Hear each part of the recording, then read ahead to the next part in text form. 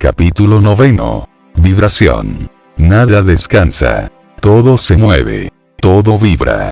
El Kybalión.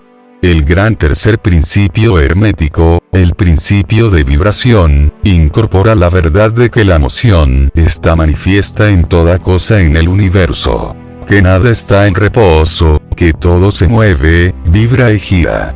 Este principio hermético fue reconocido por algunos de los primitivos filósofos griegos que lo incorporaban en sus sistemas.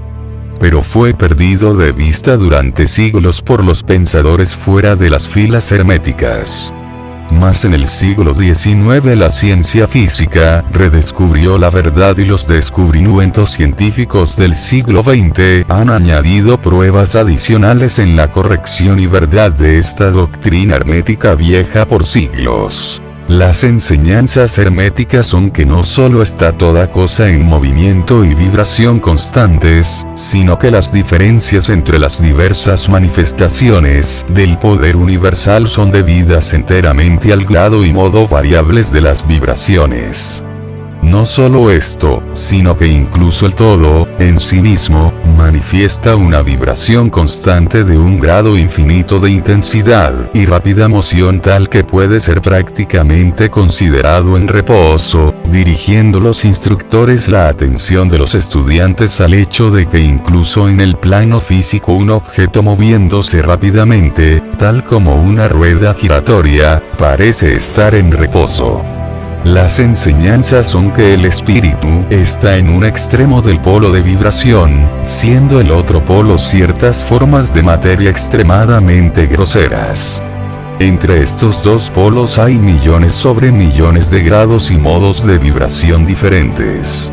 La ciencia moderna ha probado que todo lo que llamamos materia y energía no son sino modos de movimiento vibratorio, y algunos de los científicos más avanzados se están moviendo rápidamente hacia la posición de los ocultistas, que sostienen que los fenómenos de la mente son igualmente modos de vibración o moción. Veamos qué tiene que decir la ciencia concerniente a la cuestión de las vibraciones en la materia y la energía. En primer lugar, la ciencia enseña que toda materia manifiesta, en algún grado, las vibraciones que surgen de la temperatura o el calor. Esté un objeto frío o caliente, no siendo ambos sino grados de las mismas cosas, manifiesta ciertas vibraciones de calor, y en ese sentido está en movimiento y vibración. Además, todas las partículas de materia están en movimiento circular, desde el corpúsculo hasta los soles. Los planetas revolucionan alrededor de soles, y muchos de ellos giran sobre sus ejes. Los soles se mueven alrededor de mayores puntos centrales, y se cree que estos se mueven alrededor de otros aún mayores, y así sucesivamente, ad infinitum. Las moléculas de que están compuestas las clases particulares de materia están en un estado de vibración y movimiento constantes una alrededor de la otra y una contra la otra. Las moléculas están compuestas de átomos, que, igualmente, están en un estado de movimiento y vibración constantes. Los átomos están compuestos de corpúsculos, a veces llamados electrones, iones, etc., que también están en un estado de rápida moción, revolucionando uno alrededor del otro, y que manifiestan un estado y modo de vibración muy rápido. Y vemos, pues, que todas las formas de materia manifiestan vibración, de acuerdo con el principio hermético de vibración. Y así ocurre con las diversas formas de energía. La ciencia enseña que luz, calor, magnetismo y electricidad no son sino formas de moción vibratorio conectadas de algún modo con, y probablemente emanando del, éter. La ciencia todavía no intenta explicar la naturaleza de los fenómenos conocidos como cohesión, que es el principio de atracción molecular, ni la afinidad química, que es el principio de atracción atómica, ni la gravitación, el más grande misterio de los tres, que es el principio de atracción por el que toda partícula o masa de materia está ligada a toda otra partícula o masa. Estas tres formas de energía no son todavía entendidas por la ciencia, sin embargo los escritores se inclinan a la opinión de que estas también son manifestaciones de alguna forma de energía vibratorio, un hecho que los hermetistas han sostenido y enseñado durante edades pasadas. El éter universal, que es postulado por la ciencia sin que su naturaleza sea entendida claramente, se sostiene por los hermetistas que no es sino una manifestación superior de eso que se llama erróneamente materia, es decir, materia en un grado superior de vibración, y es llamado por ellos la sustancia etérea. Los hermetistas enseñan que esta sustancia etérea es de tenuidad y elasticidad extremas, y compenetra el espacio universal, sirviendo como un medio de transmisión de ondas de energía vibratorio, tales como calor, luz, electricidad, magnetismo, etc. Las enseñanzas son que la sustancia etérea es un vínculo conector entre las formas de energía vibratorio conocidas como materia, por una parte, y energía o fuerza, por otra. Y también que manifiesta un grado de vibración, en frecuencia y modo, enteramente propio. Los científicos han ofrecido la ilustración de una rueda, peonza o cilindro, moviéndose rápidamente para mostrar los efectos de frecuencias de vibración crecientes.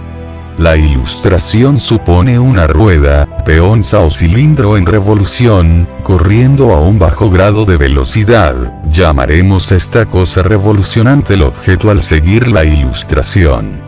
Supongamos que Oeto se mueve lentamente.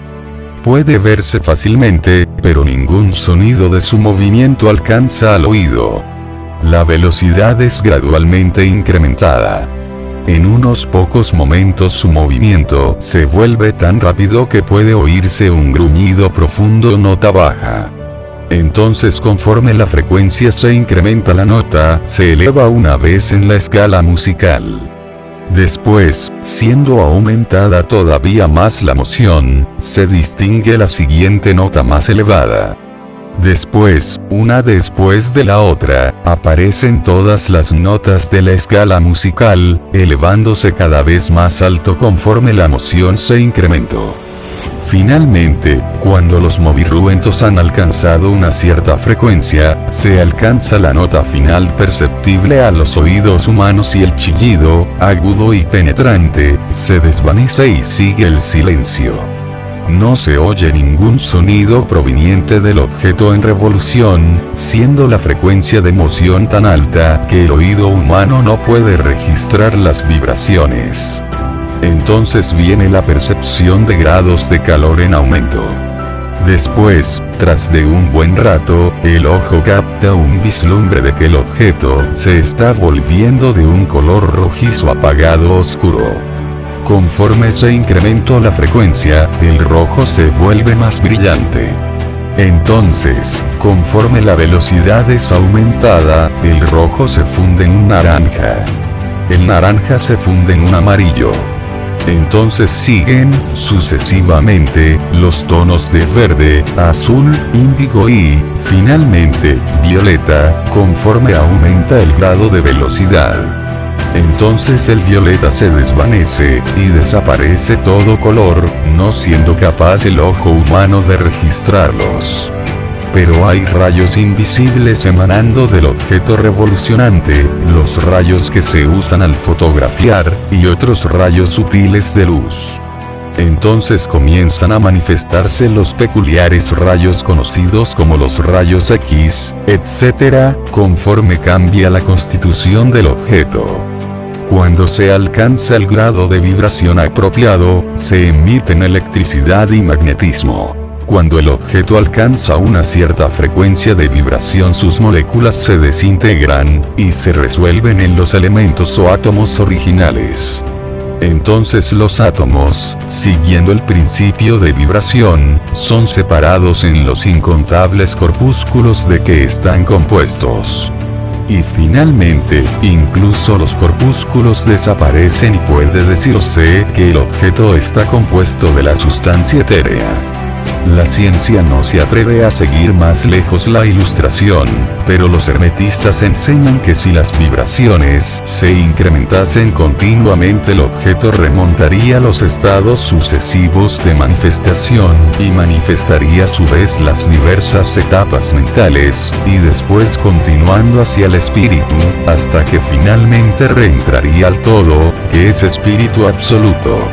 El objeto, sin embargo, habría cesado de ser un objeto mucho antes de que se alcanzase la etapa de sustancia etérea, pero por otra parte la ilustración es correcta en tanto en cuanto que muestra el efecto de grados y modos de vibración constantemente incrementados.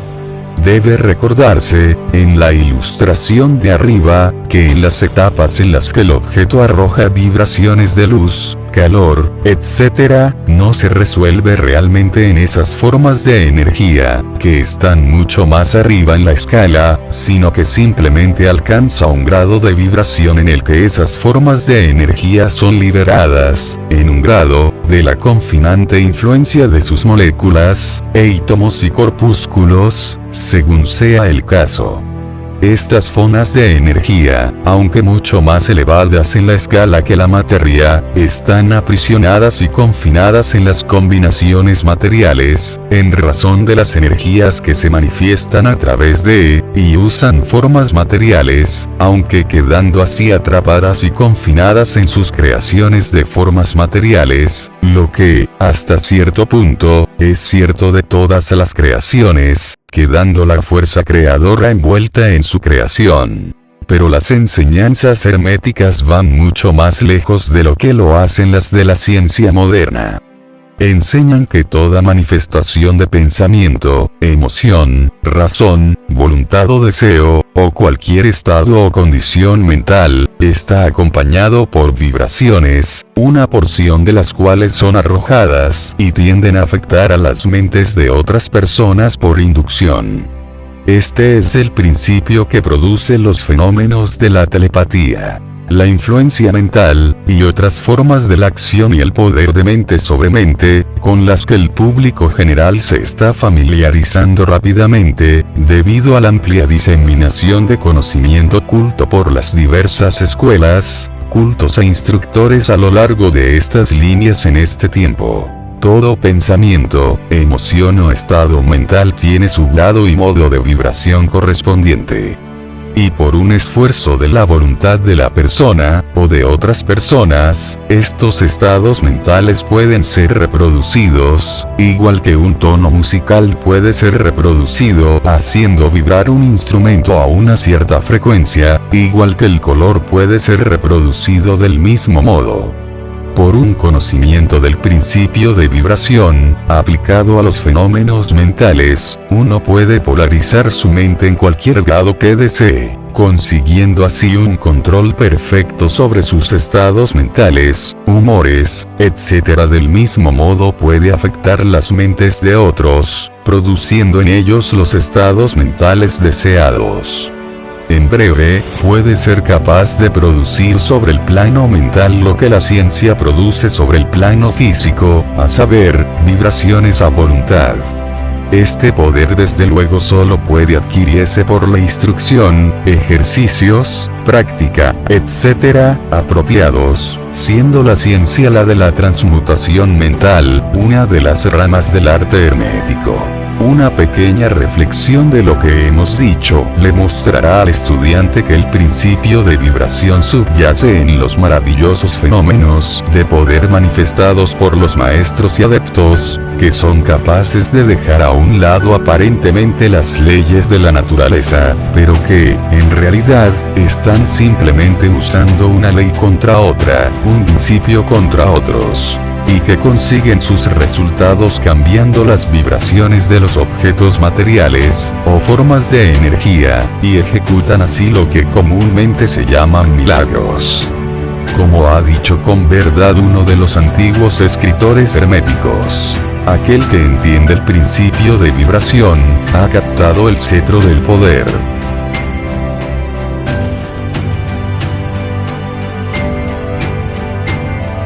Capítulo 10. Polaridad. Todo es dual. Todo tiene polos. Todo tiene su par de opuestos. Semejante y desemejante son lo mismo. Los opuestos son idénticos en naturaleza, pero diferentes en grado. Los extremos se encuentran. Todas las verdades no son sino medias verdades, todas las paradojas pueden ser reconciliadas. El Kybalión. El gran cuarto principio hermético, el principio de polaridad, incorpora la verdad de que todas las cosas manifiestas tienen dos lados, dos aspectos, dos polos, un par de opuestos, con múltiples grados entre los dos extremos. Las viejas paradojas, que han dejado siempre perplejas la mente de los hombres, son explicadas por una comprensión de este principio. El hombre ha reconocido siempre algo similar a este principio, y se ha esforzado por expresarle por dichos, máximas y aforismos tales como el siguiente: todo es y no es, al mismo tiempo. Todas las verdades no son sino medias verdades. Toda verdad es medio falsa. Hay dos lados para todo. Hay un reverso para todo escudo, etc. Las enseñanzas herméticas son que la diferencia entre cosas aparentemente opuestas de modo diametral una a la otra es meramente una cuestión de grado. Enseña que los pares de opuestos pueden ser reconciliados, y que tesis y antítesis son idénticas en naturaleza, pero diferentes en grado. Y que la reconciliación universal de opuestos se efectúa por un reconocimiento de este principio de polaridad. Los instructores alegan que pueden tenerse ilustraciones de este principio a puñados, y a partir de un examen de la naturaleza real de cualquier cosa. Empiezan mostrando que espíritu y materia no son sino los dos polos de la misma cosa, siendo los planos intermedios meramente grados de vibración. Muestran que el todo y los muchos son lo mismo, siendo la diferencia meramente una cuestión de grado de manifestación mental. Así, la ley y las leyes son los dos polos opuestos de una cosa. Igualmente, principio y principios. Mente infinita y mentes finitas. Pasando entonces al plano físico, ilustran el principio mostrando que el calor y el frío son idénticos en naturaleza, siendo las diferencias meramente una cuestión de grados. El termómetro muestra muchos grados de temperatura, siendo llamado el polo más bajo frío y el más elevado, calor. Entre estos dos polos hay muchos grados de calor-frío, llámalos cualquiera de los dos y estarás igualmente en lo correcto. El superior de 2 grados es siempre más cálido, mientras que el inferior es siempre más frío. No hay ninguna norma absoluta, todo es una cuestión de grado. No hay ningún lugar en el termómetro donde el calor cese y comience el frío. Es todo una cuestión de vibraciones más altas o más bajas. Los mismos términos alto y bajo, que estamos compelidos a usar, no son sino polos de la misma cosa, los términos son relativos. Igual con este y oeste. Viajad alrededor del mundo en dirección este, y alcanzaréis un punto que se llama oeste en vuestro punto de partida, y retornáis desde ese punto hacia el oeste. Viajad lo bastante lejos al norte, y os encontraréis viajando hacia el sur, o viceversa. Luz y oscuridad son polos de la misma cosa, con muchos grados entre ellas. La escala musical es lo mismo. Comenzando con do os movéis hacia arriba hasta que alcanzáis otro do, y así sucesivamente, siendo las diferencias entre los dos extremos del cuadro las mismas, con muchos grados entre los dos extremos. La escala de color es lo mismo, siendo la única diferencia entre el violeta alto y el rojo bajo de vibraciones más altas o más bajas. Grande y pequeño son relativos. Igual lo son ruido y silencio. Duro y blando siguen la regla. Igualmente agudo y romo. Positivo y negativa son dos polos de la misma cosa, con incontables grados entre ellos. Bueno y malo no son absolutos. Llamamos a un extremo de la escala bueno y al otro malo, o a un extremo bien y al otro mal, de acuerdo con el uso de los términos. Una cosa es menos buena que la cosa más arriba en la escala. Pero esa cosa menos buena, a su vez, es más buena que la siguiente cosa bajo ella. Y así sucesivamente, siendo regulado el más o menos por la posición en la escala. Y así es en el plano mental. Amor y odio son considerados generalmente como cosas diametralmente opuestas una a la otra, enteramente diferentes, irreconciliables. Pero aplicamos el principio de polaridad. Encontramos que no hay tal cosa como amor absoluto o odio absoluto, como distintos uno del otro. Los dos son meramente términos aplicados a los dos polos de la misma cosa. Empezando en cualquier punto de la escala encontramos más amor, o menos odio, conforme ascendemos la escala. Y más odio o menos amor conforme descendemos, siendo esto verdad no importa de qué punto, alto o bajo, podamos comenzar. Hay grados de amor y odio, y hay un punto medio donde gusto y disgusto se vuelven tan débiles que es difícil distinguir entre ellos. Coraje y miedo caen bajo la misma regla. Los pares de opuestos existen en todas partes. Donde encontráis una cosa encontráis su opuesto, los dos polos. Y es este hecho el que permite al hermetista transmutar un estado mental en otro, a lo largo de las líneas de polarización. Las cosas que pertenecen a clases diferentes no pueden ser transmutadas una en la otra, pero las cosas de la misma clase pueden ser cambiadas, esto es, pueden tener cambiada su polaridad. Así el amor nunca se convierte en este u oeste, o rojo o violeta, pero puede, y a menudo lo hace, convertirse en odio, e igualmente el odio puede ser transformado en amor, cambiando su polaridad. El coraje puede ser transmutado en miedo, y al revés. Las cosas duras pueden ser vueltas blandas. Las cosas romas se vuelven agudas. Las cosas calientes se vuelven frías. Y así sucesivamente, siendo siempre la transmutación entre cosas de la misma clase de grados diferentes. Tomad el caso de un hombre temeroso. Elevando sus vibraciones mentales a lo largo de la línea de miedo-coraje, puede llenarse con el más elevado grado de coraje y temeridad. Igualmente, el hombre indolente puede cambiarse en un individuo activo, enérgico, simplemente polarizándose a lo largo de las líneas de la cualidad deseada. El estudiante que está familiarizado con los procesos por los que las diversas escuelas de ciencia mental, etc., producen cambios en los estados mentales de aquellos que siguen sus enseñanzas, puede no entender fácilmente el principio que subyace a muchos de estos cambios. Cuando, sin embargo, una vez que el principio de polaridad es captado, y se ve que los cambios mentales son ocasionados por un cambio de polaridad, un deslizamiento a lo largo de la misma escala, la cuestión se entiende más fácilmente.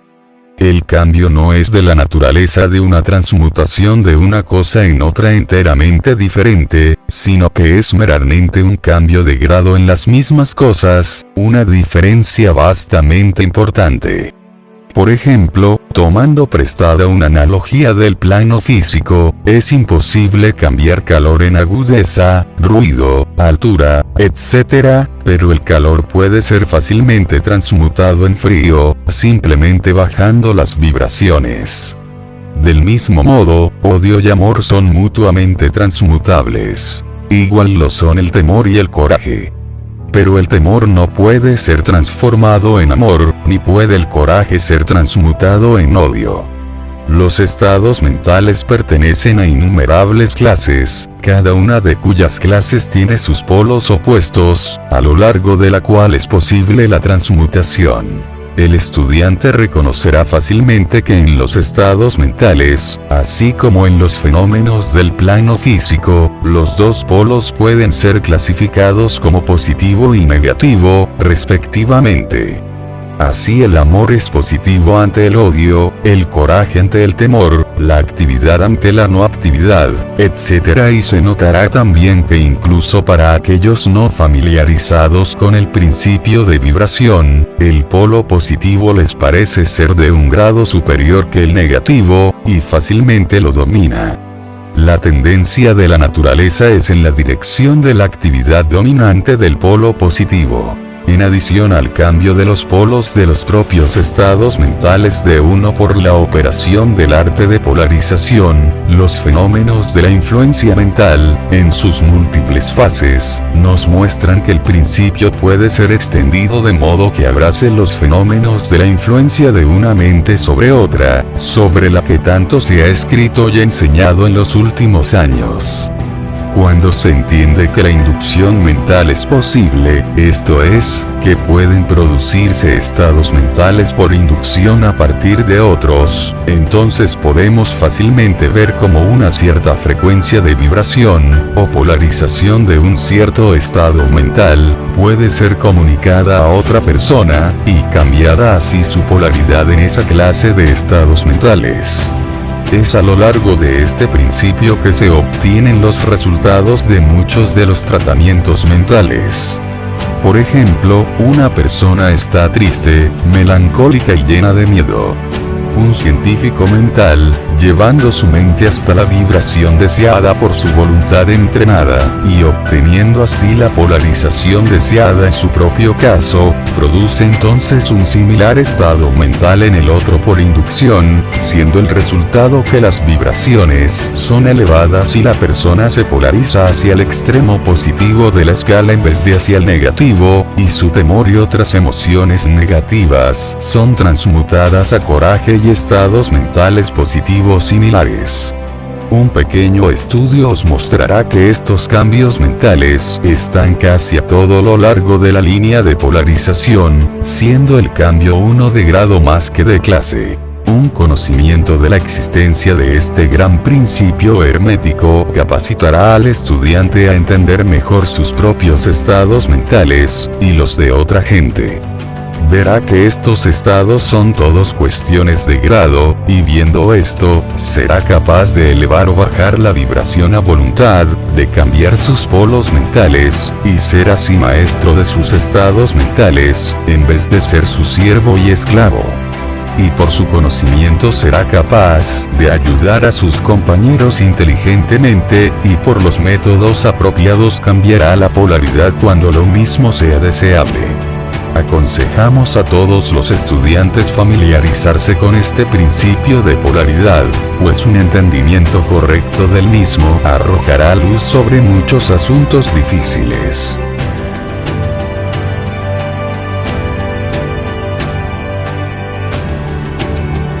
Capítulo 11.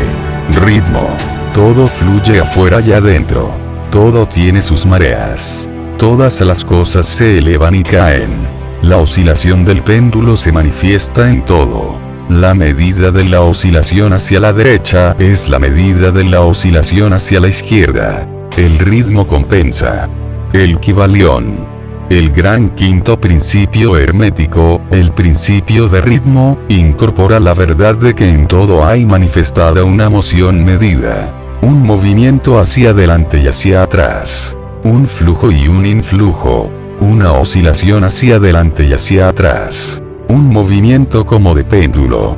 Una mengua y una crecida como de marea. Entre los dos polos manifiestos sobre los planos físico, mental o espiritual. El principio de ritmo está conectado estrechamente con el principio de polaridad descrito en el capítulo precedente. El ritmo se manifiesta entre los dos polos establecidos por el principio de polaridad. Esto no significa, sin embargo, que el péndulo del ritmo oscile hasta los polos extremos, pues esto raramente sucede. De hecho, es difícil establecer los opuestos polares extremos en la mayoría de los casos. Pero la oscilación es siempre hacia un polo primero y después el otro. Hay siempre una acción y una reacción. Un avance y una retirada. Una elevación y un hundimiento. manifestados en todos los aires y fenómenos del universo. Soles, mundos, hombres, animales, plantas, minerales, fuerzas, energía, mente y materia, sí, incluso espíritu, manifiestan este principio. El principio se manifiesta en la creación y destrucción de mundos, en la elevación y caída de naciones, en la historia de la vida de todas las cosas, y finalmente en los estados mentales del hombre. Comenzando con las manifestaciones del espíritu, el todo, se notará que siempre hay la efusión y la absorción, la expiración e inspiración de Brahma, como los brahmanes lo ponen. Los universos son creados, alcanzan su punto bajo extremo de materialidad, y entonces comienzan su oscilación hacia arriba. Los soles brotan al ser, y entonces, alcanzada su cima de poder, el proceso de retrogresión comienza, y trascones se convierten en masas muertas de materia, aguardando otro impulso que despierta de nuevo sus energías internas a la actividad, y un nuevo ciclo de vida solar comienza. Y así es con todos los mundos. Nacen, crecen y mueren, solo para renacer. Y así es con todas las cosas de contorno y forma. Oscilan de la acción a la reacción, del nacimiento a la muerte, de la actividad a la inactividad, y entonces de vuelta de nuevo. Así es con todas las cosas vivientes. Nacen, crecen y mueren, y renacen entonces. Así es con todos los grandes movimientos, filosofías, credos, modas, gobiernos, naciones y todo lo demás. Nacimiento, crecimiento, madurez, decadencia, muerte, y entonces nuevo nacimiento. La oscilación del péndulo está siempre en evidencia. La noche sigue al día, y el día a la noche. El péndulo oscila de verano a invierno, y entonces de vuelta de nuevo. Los corpúsculos, átomos, moléculas y todas las masas de materia, oscilan alrededor del círculo de su naturaleza. No hay tal cosa como el reposo absoluto, o la cesación del movimiento, y todo movimiento participa del ritmo. El principio es de aplicación universal. Puede ser aplicado a cualquier interrogante o fenómeno de cualquiera de las muchas fases de la vida. Puede ser aplicado a todas las fases de actividad humana. Hay siempre la oscilación rítmica de un polo al otro. El péndulo universal está siempre en moción. Las mareas de vida fluyen adentro y afuera, de acuerdo a la ley. El principio de ritmo es bien entendido por la ciencia moderna, y considerado una ley universal cuando se aplica a cosas materiales. Pero los hermetistas llevan el principio mucho más lejos, y saben que sus manifestaciones e influencia se extienden a las actividades mentales del hombre, y que da cuenta de la desconcertante sucesión de humores, sentimientos y otros cambios fastidiosos y aperplejantes que advertimos en nosotros mismos. Pero los hermetistas, estudiando las operaciones de este principio, han aprendido a escapar de algunas de sus actividades por transmutación. Los maestros herméticos descubrieron hace mucho que mientras que el principio de ritmo era invariable, y siempre en evidencia en los fenómenos mentales, había sin embargo dos planos de su manifestación, hasta donde están concebidos los fenómenos mentales. Descubrieron que había dos planos generales de conciencia, el inferior y el superior, la comprensión de cuyo hecho les capacitó a elevarse al plano superior y escapar así a la oscilación del péndulo rítmico que se manifestaba en el plano inferior. En otras palabras, la oscilación del péndulo ocurría en el plano inconsciente, y la conciencia no era afectada. A esta la llamaron la ley de neutralización. Sus operaciones consisten en la elevación del ego por encima de las vibraciones del plano inconsciente de actividad mental, de modo que la oscilación negativa del péndulo no se manifiesta en la conciencia, y por consiguiente no son afectados. Es similar a elevarse por encima de una cosa y dejarla pasar por debajo tuyo. El maestro hermético, o el estudiante avanzado, se polariza en el polo deseado, y por un proceso semejante a rehusarse a participar en la oscilación hacia atrás, o, si prefieres, una negación de su influencia sobre él, se mantiene firme en su posición polarizada, y permite que el péndulo mental oscile hacia atrás a lo largo del plano inconsciente. Todos los individuos que han alcanzado algún grado de automaestría, realizan esto, más o menos sin saberlo, y rehusándose a permitir que sus humores y estados mentales negativos les afecten, aplican la ley de neutralización. El maestro, sin embargo, lleva esto a un grado mucho mayor de eficiencia, y por el uso de su voluntad alcanza un grado de equilibrio y firmeza mental casi imposible de creer por parte de esos que permiten ser oscilados hacia atrás y hacia adelante por el péndulo mental de los humores y los sentimientos. La importancia de esto será apreciada por cualquier persona reflexiva que realice qué criaturas de humores, sentimientos y emociones son la mayoría de la gente, y cuán poca maestría de sí mismos manifiestan.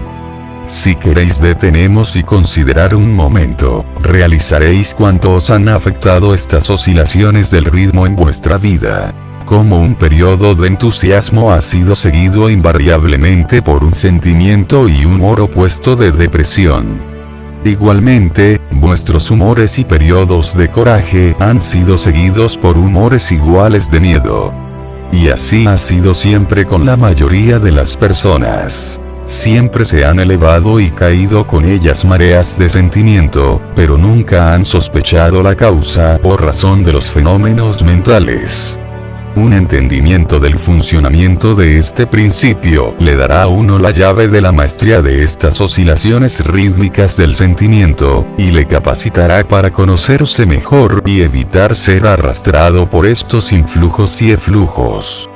La voluntad es superior a la manifestación consciente de este principio, aunque el principio mismo nunca puede ser destruido. Podemos escapar a sus efectos, pero el principio opera, no obstante. El péndulo siempre oscila, aunque podamos escapar a ser arrastrados con él. Hay otros rasgos de la operación de este principio de ritmo de los que deseamos hablar en este punto. Entra en sus operaciones la que es conocida como ley de compensación. Una de las definiciones o significados de la palabra compensar es contrarrestar, que es el sentido en el que los hermetistas usan el término. Es a esta ley de compensación a la que se refiere el Kybalión cuando dice: la medida de la oscilación hacia la derecha es la medida de la oscilación hacia la izquierda. El ritmo compensa. La ley de compensación es que la oscilación en una dirección determina la oscilación en dirección opuesta o al polo opuesto, uno equilibra o contrarresta al otro. Sobre el plano físico vemos muchos ejemplos de esta ley. El péndulo del reloj oscila a una cierta distancia hacia la derecha, y después una distancia igual hacia la izquierda. Las estaciones se equilibran una a la otra del mismo modo. Las mareas siguen la misma ley. Y la misma ley está manifestada en todos los fenómenos del ritmo. El péndulo, con una oscilación corta en una dirección, no tiene sino una oscilación corta en la otra. Mientras que la oscilación larga hacia la derecha significa invariablemente la oscilación larga hacia la izquierda. Un objeto arrojado hacia arriba hasta una cierta altura tiene una distancia igual que atravesar en su retorno. La fuerza con la que es enviado hacia arriba un proyectil una milla se reproduce cuando el proyectil retorna a la Tierra en su viaje de retorno. Esta ley es constante sobre el plano físico, como os lo mostrará la referencia a las autoridades modelo. Pero los hermetistas la llevan aún más lejos. Enseñan que los estados mentales de un hombre están sujetos a la misma ley. El hombre que goza agudamente, está sujeto a agudo sufrimiento, mientras que aquel que no siente sino poco dolor, no es capaz de sentir sino poco gozo. El cerdo no sufre sino poco mentalmente, y no goza sino poco, está compensado. Y por otra parte, hay otros animales que gozan agudamente, pero cuyo organismo nervioso y temperamento les hace sufrir grados exquisitos de dolor. Y así es con el hombre.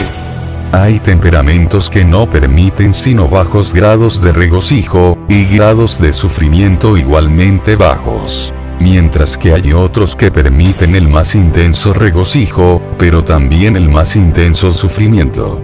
La regla es que la capacidad para el dolor y el placer, en cada individuo, están equilibradas. La ley de compensación está en plena operación aquí. Pero los hermetistas van aún más lejos en esta cuestión. Enseñan que antes de que uno sea capaz de gozar de un cierto grado de placer, debe haber oscilado igual de lejos, proporcionalmente, hacia el otro polo de sentimiento.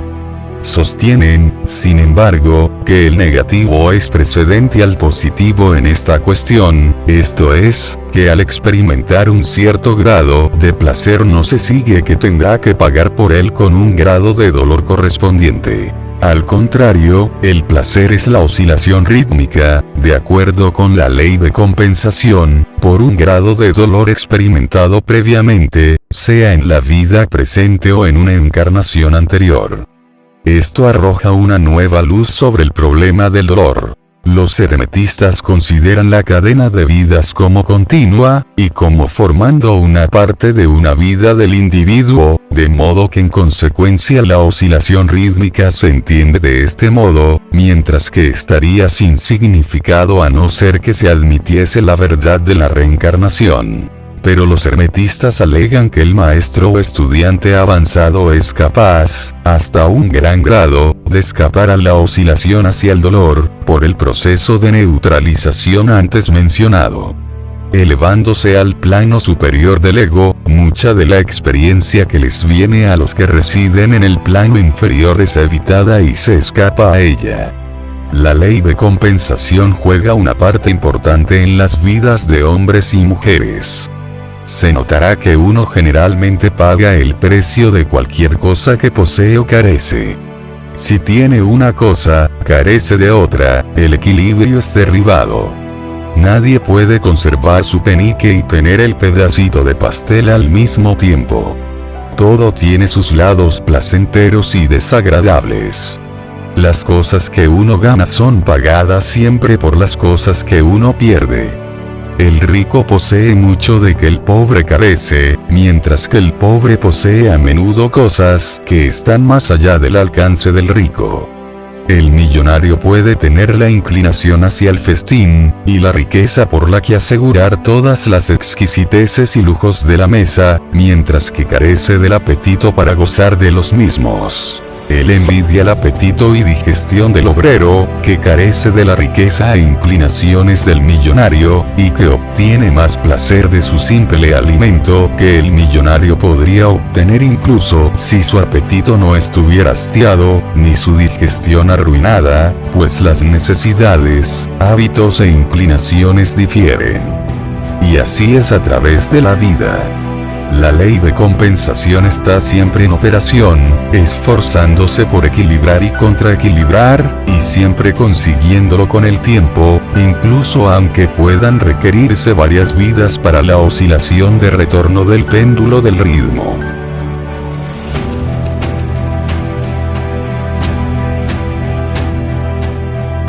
Capítulo 12. Causación. Toda causa tiene su efecto. Todo efecto tiene su causa. Todo sucede de acuerdo con la ley. La casualidad no es sino un nombre para la ley no reconocida. Hay muchos planos de causación, pero nada se escapa a la ley. El Kybalión. El gran sexto principio hermético, el principio de causa y efecto, incorpora la verdad de que la ley compenetra el universo. Que nada sucede por casualidad. Que casualidad es meramente un término que indica una causa existente pero no reconocida o percibido. Que los fenómenos son continuos, sin ruptura o excepción. El principio de causa y efecto subyace a todo pensamiento científico, antiguo y moderno, y fue enunciado por los instructores herméticos en los días más tempranos. Mientras que han surgido muchas y variadas disputas entre las muchas escuelas de pensamiento desde entonces, estas disputas han sido principalmente sobre los detalles de las operaciones del principio, y aún más a menudo sobre el significado de ciertas palabras. El principio subyacente de causa y efecto ha sido aceptado como correcto por prácticamente todos los pensadores del mundo dignos del nombre. Pensar de otro modo sería arrebatar los fenómenos del universo del dominio de la ley y el orden, y relegarlos al control del algo imaginario al que los hombres han llamado casualidad. Una pequeña consideración le mostrará a cualquiera que no hay en realidad tal cosa como la casualidad pura. Webster define la palabra casualidad como sigue: un agente o modo de actividad supuesto diferente de una fuerza, ley o propósito. La operación o actividad de tal agente. El supuesto efecto de un agente tal. Un acontecimiento, accidente, etc. Pero una pequeña consideración os mostrará que no puede haber un agente tal como la casualidad, en el sentido de algo fuera de la ley, algo fuera de la causa y el efecto. ¿Cómo podría haber algo actuando en el universo fenoménico, independiente de las leyes, el orden y la continuidad del último? Un algo así sería enteramente independiente de la inclinación ordenada del universo, y por tanto, superior a ella. No podemos imaginar nada fuera del todo estando fuera de la ley, y eso solo porque el todo es la ley en sí. No hay sitio en el universo para algo exterior e independiente a la ley. La existencia de un algo así haría todas las leyes naturales inefectivas, y sumiría el universo en el desorden caótico y la falta de ley. Un cuidadoso examen mostrará que lo que llamamos casualidad es meramente una expresión que se relaciona a causas oscuras, a causas que no podemos percibir, a causas que no podemos entender. La palabra casualidad se deriva de una palabra que significa caer como la caída de los dados, siendo la idea que la caída del dado, y muchos otros acontecimientos, son meramente un acontecimiento no relacionado a causa alguna.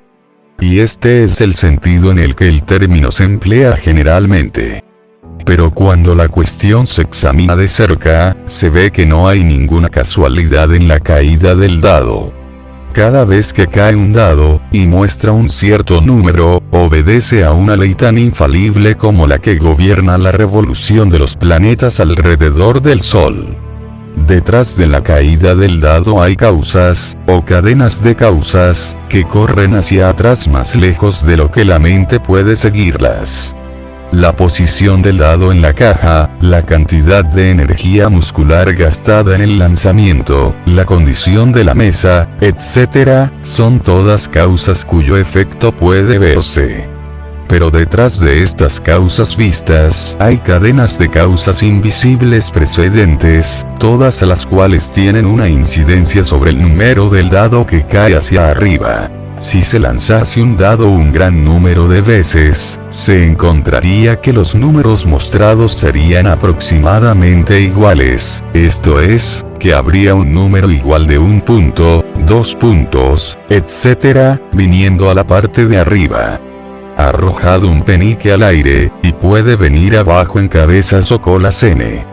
Del ti, equivalente inglés del cara y cruz español. Pero haced un número suficiente de lanzamientos, y las cabezas y las colas se nivelarán aproximadamente. Esta es la operación de la ley de promedio. Pero tanto el promedio como el lanzamiento sencillo vienen bajo la ley de causa y efecto, y si fuéramos capaces de examinar las causas precedentes, se vería claramente que era simplemente imposible que el dado cayera de otro modo a como lo hizo, bajo las mismas circunstancias y en el mismo momento. Dadas las mismas causas, seguirán los mismos resultados. Hay siempre una causa y un porqué para todo evento. Nada sucede nunca sin una causa, o más bien una cadena de causas. Alguna confusión ha surgido en las mentes de personas que consideraban este principio a partir del hecho de que eran incapaces de explicar cómo una cosa podría causar otra cosa, esto es, ser la creadora de la segunda cosa. Como una cuestión de hecho, ninguna cosa causa o crea nunca otra cosa. Causa y efecto tratan meramente con los eventos. Un evento es lo que viene, llega o sucede, como resultado o consecuencia de algún evento precedente. Ningún evento crea otro evento, sino que es meramente un vínculo precedente en la gran cadena ordenada de eventos, que fluyen de la energía creativa del todo. Hay una continuidad entre todos los eventos precedentes, consecuentes y subsiguientes. Hay una relación existente entre todo lo que ha pasado antes y todo lo que sigue. Una piedra se desprende de la ladera de una montaña y aplasta el techo de una cabaña en el valle de abajo. A primera vista consideramos esto como un efecto del azar, pero cuando examinamos la cuestión encontramos una gran cadena de causas detrás de ello. En primer lugar estaba la lluvia, que ablandó la tierra que soportaba la piedra y que le permitió caer. Entonces detrás de eso estaba la influencia del sol, otras lluvias, etc., que desintegraron gradualmente el pedazo de roca de un pedazo más grande. Estaban además las causas que condujeron a la formación de la montaña, y su trastorno por convulsiones de la naturaleza, y así sucesivamente ad infinitum. Así, podríamos seguir las causas detrás de la lluvia, etc. Entonces podríamos considerar la existencia del techo. En breve, nos encontraríamos envueltos en una malla de causa y efecto, de la que pronto nos esforzaríamos por desenredarnos. Igual que un hombre tiene 2 padres, y 4 abuelos, y 8 bisabuelos, y 16 tatarabuelos, y así sucesivamente hasta que se calculan digamos 40 generaciones, el número de ancestros corren a muchos millones, igual con el número de causas detrás incluso del más trivial evento fenómeno, tal como el paso de una pequeñísima mota de hollín delante de vuestros ojos. No es una cuestión sencilla el seguir la huella del pedacito de hollín hasta el periodo primitivo de la historia del mundo, cuando formaba parte de un voluminoso tronco de árbol, que fue convertido posteriormente en carbón, y así sucesivamente, hasta la mota de hollín que pasa ahora ante vuestra visión en su camino a otras aventuras. Y una poderosa cadena de eventos, causas y efectos la trajeron a su condición presente, y el último no es sino uno de la cadena de eventos que conducirán a producir otros eventos dentro de cientos de años. Una de las series de eventos que surgen del diminuto pedacito de hollín fue la escritura de estas líneas, que hizo que el mecanógrafo ejecutase cierto trabajo, que el lector de pruebas hiciese lo mismo, y que hará surgir ciertos pensamientos en vuestra mente, y la de otros, que a su vez afectarán a otros, y así sucesivamente, y sucesivamente, y sucesivamente, más allá de la capacidad del hombre para pensar más lejos. Y todo a partir del paso de un diminuto pedacito de hollín, todo lo cual muestra la relatividad y asociación de las cosas, y el hecho además de que no hay grande, no hay pequeño en la mente que todo lo causa. Deteneos a pensar un momento. Si un cierto hombre no hubiera encontrado a una cierta doncella, en el oscuro periodo de la Edad de Piedra, vosotros los que estáis leyendo ahora estas líneas no estaríais ahora aquí. Y si, quizá, la misma pareja hubiera dejado de encontrarse, nosotros los que ahora escribimos estas líneas no estaríamos ahora aquí. Y el acto mismo de escribir, por nuestra parte, y el acto de leer, por la vuestra, afectará no solo las vidas respectivas de vosotros y nosotros, sino que tendrán también un efecto directo, o indirecto, sobre muchas otras personas que viven ahora y que vivirán en los tiempos venideros. Todo pensamiento que pensamos, todo acto que ejecutamos tiene sus resultados directos o indirectos que se ajustan en la gran cadena de causa y efecto. En esta obra, no deseamos entrar en una consideración del libre albedrío, o el determinismo, por diversas razones. Entre estas la principal es que ningún lado de la controversia es enteramente correcto. De hecho, ambos lados son parcialmente correctos, de acuerdo con las enseñanzas herméticas. El principio de polaridad muestra que ambas son medias verdades, los polos opuestos de la verdad. Las enseñanzas son que un hombre puede ser libre y sin embargo estar ligado por la necesidad, dependiendo del significado de los términos y la altura de verdad desde la que se examina la cuestión. Los antiguos escritores expresan así la cuestión. Cuanto más lejos está la creación del centro, más atada está. Cuanto más cerca del centro se llega, más cerca de ser libre está la mayoría de la gente, es más o menos esclava de la herencia, el entorno, etc., y manifiesta muy poca libertad. Ellos son arrastrados por las opiniones, costumbres y pensamientos del mundo externo, y también por sus emociones, sentimientos, humores, etc. No manifiestan ninguna maestría digna del nombre. Ellos repudian indignados este aserto, diciendo: bueno, ciertamente soy libre de actuar y hacer como me place. Hago justo lo que quiero hacer, pero dejan de explicar de dónde surge el quiero y el me place. ¿Qué les hace querer hacer una cosa en preferencia a otra? ¿Qué hace que les plazca hacer esto y no hacer aquello? No hay un porqué a su placer y querer. El maestro puede cambiar estos placeres y querencias en otros en el extremo opuesto del polo mental. Él es capaz de querer en vez de querer porque algún sentimiento, humor, emoción o sugestión ambiental hace surgir una tendencia o deseo dentro de él a hacerlo así.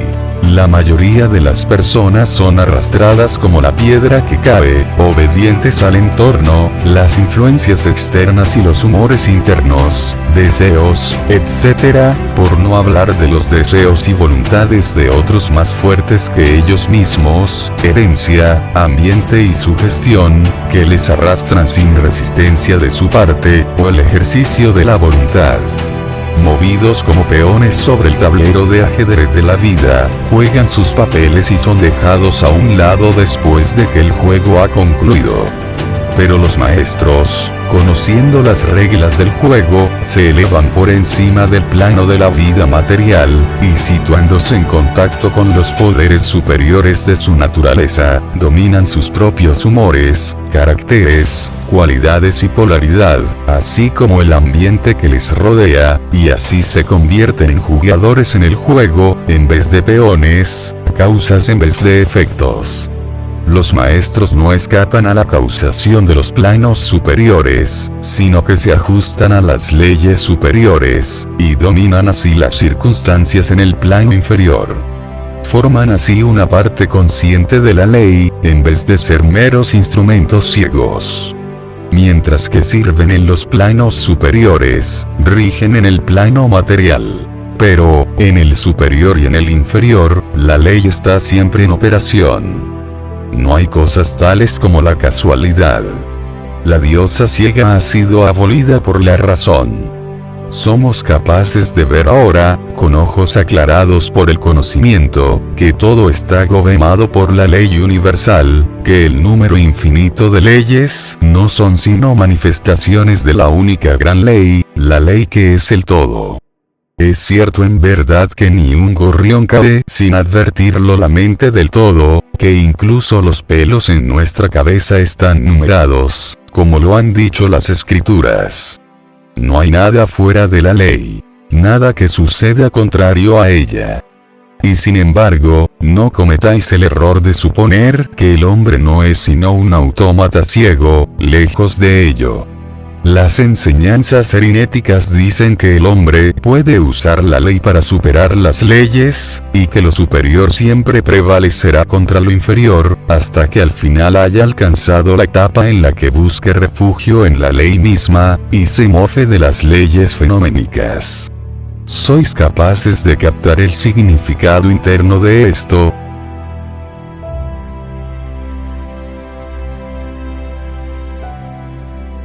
Capítulo 13. Género. El género está en todo. Todo tiene sus principios masculino y femenino. El género se manifiesta en todos los planos. El Kybalión. El gran séptimo principio hermético, el principio de género, incorpora la verdad de que hay género manifestado en todo. Que los principios masculino y femenino están siempre presentes y activos en todas las fases de los fenómenos, en cada y todo plano de vida. En este punto creemos conveniente llamar vuestra atención al hecho de que el género, en su sentido hermético, y el sexo en el uso ordinariamente aceptado del término, no son lo mismo. La palabra género se deriva de la raíz latina que significa engendrar, procrear, generar, crear, producir. Una consideración momentánea os mostrará que la palabra tiene un significado mucho más amplio y general que el término sexo, refiriéndose el último en las distinciones físicas entre las cosas vivientes macho y hembra. El sexo es meramente una manifestación del género en un cierto plano del gran plano físico, el plano de la vida orgánica. Deseamos imprimir esta distinción sobre vuestras mentes, por la razón de que ciertos escritores, que han adquirido un conocimiento superficial de la filosofía hermética, han buscado identificar este séptimo principio hermético con teorías y enseñanzas salvajes y fantasiosas, y a menudo reprensibles, concernientes al sexo. El oficio del género es solamente el de crear, producir, generar, etc., y sus manifestaciones son visibles en todo plano de fenómenos. Es algo difícil producir pruebas de esto a lo largo de líneas científicas, por la razón de que la ciencia no ha reconocido todavía este principio como de aplicación universal. Pero a pesar de eso están surgiendo algunas pruebas a partir de fuentes científicas. En primer lugar, encontramos una clara manifestación del principio de género entre los corpúsculos, iones o electrones, que constituyen la base de la materia tal como la ciencia conoce ahora la última, y que formando ciertas combinaciones forman el átomo, que fue considerado hasta muy recientemente como final e indivisible. La última palabra de la ciencia es que el átomo está compuesto de una multitud de corpúsculos, electrones o iones, siendo aplicados los diversos nombres por autoridades diferentes, revolucionando uno alrededor del otro y vibrando en un grado de intensidad elevados.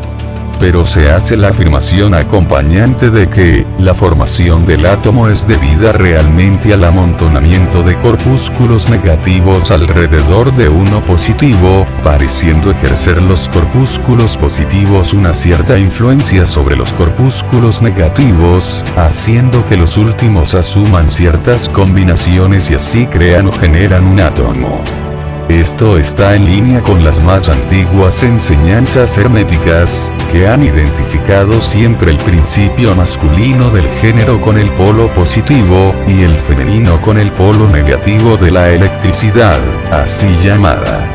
Ahora una palabra en este punto concerniente a esta identificación. La mente del público se ha formado una impresión enteramente errónea concerniente a las cualidades del llamado polo negativo de la materia electrificada o magnetizada.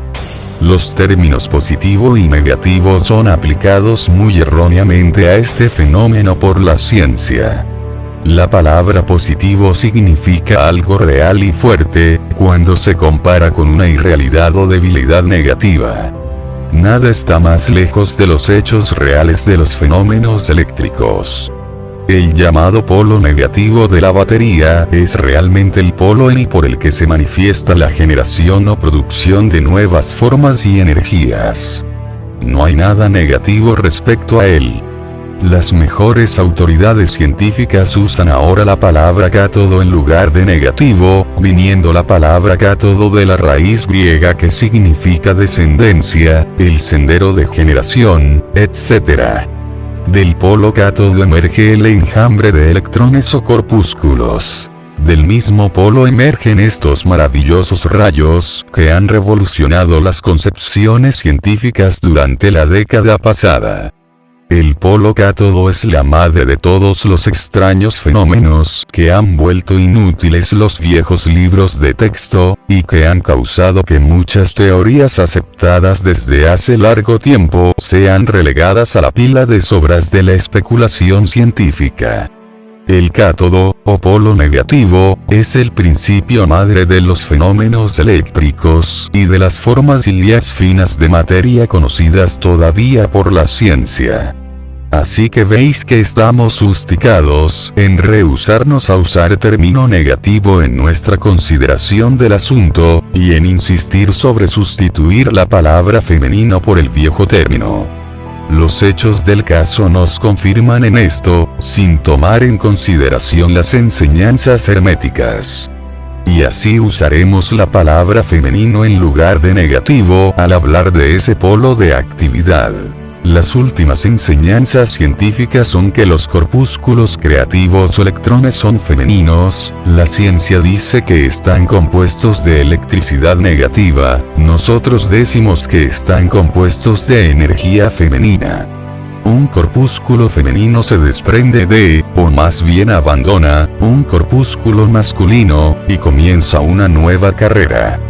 Busca activamente una unión con un corpúsculo masculino, siguiendo un impulso natural a crear nuevas formas de materia o energía. Un escritor va tan lejos como para usar el término busca al punto, por su propia volición, una unión, etc. Este desprendimiento y unión forman la base de la mayor parte de las actividades del mundo químico. Cuando el corpúsculo femenino se une con un corpúsculo masculino, ha comenzado un cierto proceso. Las partículas femeninas vibran rápidamente bajo la influencia de la energía masculina, y circulan rápidamente alrededor de la última. El resultado es el nacimiento de un nuevo átomo. Este nuevo átomo está compuesto realmente de una unión de los electrones o corpúsculos masculino y femenino, pero cuando se forma la unión el átomo es una cosa separada, teniendo ciertas propiedades, pero no manifestando ya más la propiedad de electricidad libre. El proceso de desprendimiento o separación de los electrones femeninos es llamado ionización. Estos electrones, o corpúsculos, son los trabajadores más activos en el campo de la naturaleza. Surgiendo de sus uniones, o combinaciones, se manifiestan los variados fenómenos de la luz, el calor, la electricidad, el magnetismo, la atracción, la repulsión, la afinidad química y lo opuesto, y fenómenos similares.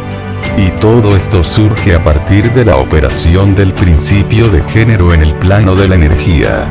La parte del principio masculino parece ser la de dirigir una cierta energía inherente hacia el principio femenino, iniciando así a la actividad los procesos creativos.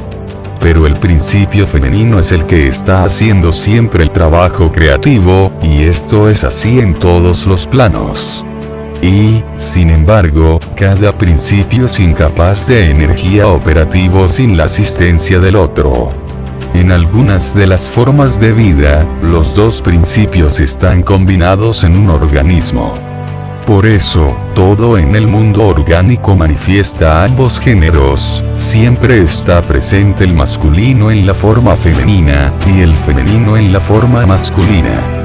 Las enseñanzas genéticas incluyen mucho concerniente a la operación de los dos principios del género en la producción y manifestación de diversas formas de energía, etc., pero no estimamos conveniente entrar en detalles concernientes a las mismas en este punto, porque somos incapaces de respaldarlas con pruebas científicas, por la razón de que la ciencia no ha llegado aún tan lejos.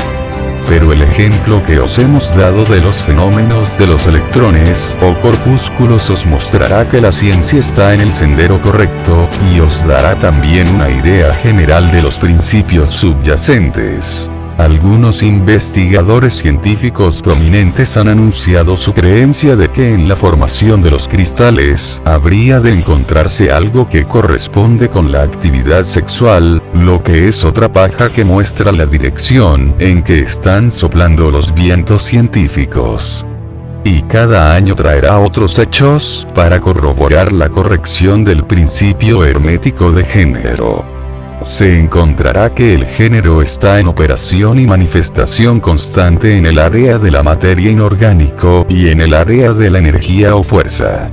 La electricidad es ahora considerada generalmente como el algo en el que todas las otras formas de energía parecen fundirse o disolverse. La teoría eléctrica del universo es la última doctrina científica, y está creciendo rápidamente en popularidad y en aceptación general.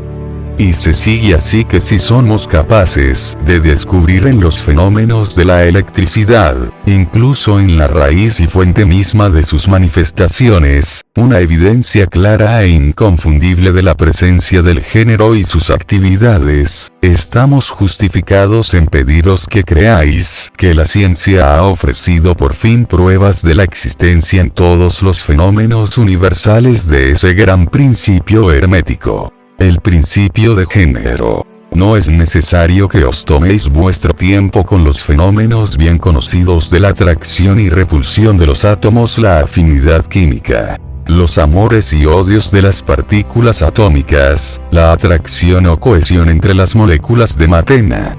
Estos hechos son demasiado bien conocidos para necesitar un comentario ampliado por parte nuestra.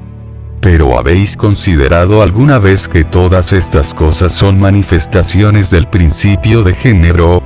¿No podéis ver que los fenómenos coinciden plenamente con el de los corpúsculos o electrones? Y más aún, ¿no podéis ver la razonabilidad de las enseñanzas herméticas que afirman que la ley misma de gravitación, esa extraída atracción en razón de la cual todas las partículas y cuerpos de materia en el universo tienden uno hacia el otro, no es sino otra manifestación del principio de género, que opera en la dirección de atraer las energías masculinas hacia las femeninas, y viceversa?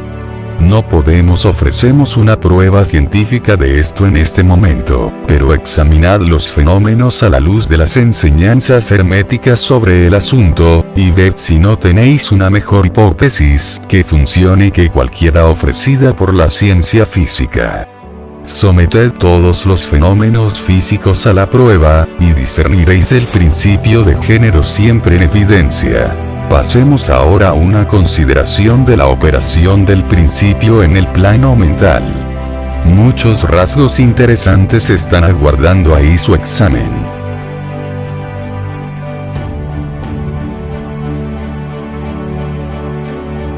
Capítulo 14. Género mental. A los estudiantes de psicología que han seguido la tendencia moderna de pensamiento a lo largo de las líneas de los fenómenos mentales, les ha llamado la atención la persistencia de la idea de la mente dual que se ha manifestado tan fuertemente durante los pasados 10 o 15 años, y que ha dado origen a un número de plausibles teorías concernientes a la naturaleza y constitución de estas dos mentes. El fallecido Thomson J. Hudson alcanzó gran popularidad en 1893, avanzando su bien conocida teoría de las mentes objetiva y subjetiva, que sostenía que existían en todo individuo. Otros escritores han atraído casi igual atención por las teorías concernientes a las mentes consciente y subconsciente, las mentes voluntaria e involuntaria, las mentes activa y pasiva, etc. Las teorías de los diversos escritores difieren una de la otra, pero permanece el principio subyacente de la dualidad de la mente. El estudiante de la filosofía hermética está tentado a sonreír cuando lee y oye de estas muchas nuevas teorías concernientes a la dualidad de la mente, adhiriéndose tenazmente cada escuela a sus propias teorías caprichosas, y exclamando cada una haber descubierto la verdad. El estudiante vuelve las páginas de la historia oculta, y muy atrás en los oscuros comienzos de las enseñanzas ocultas encuentra referencias a la antigua doctrina hermética del principio de género en el plano mental, la manifestación del género mental.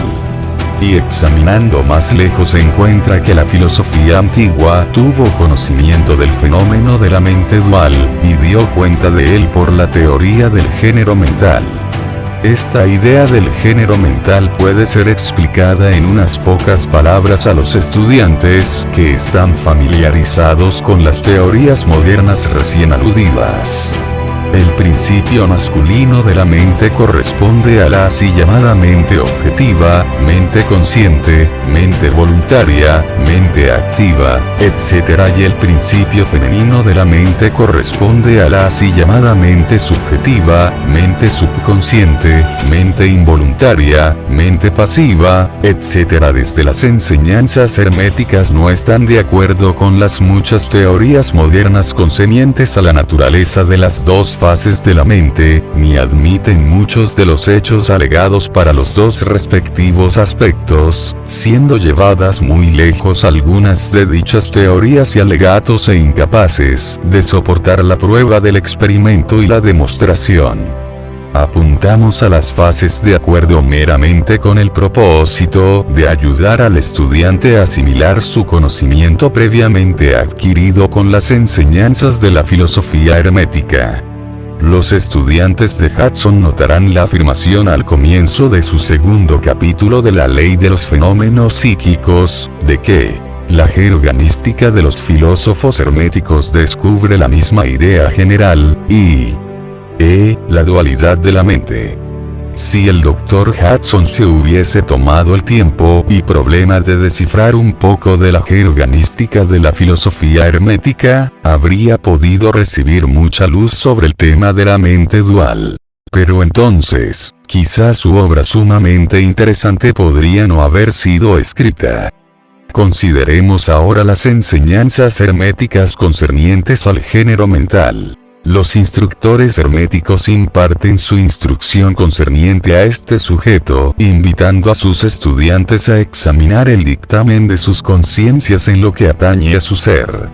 Se les invita a los estudiantes a volver su atención hacia adentro sobre el ser que habita dentro de cada uno.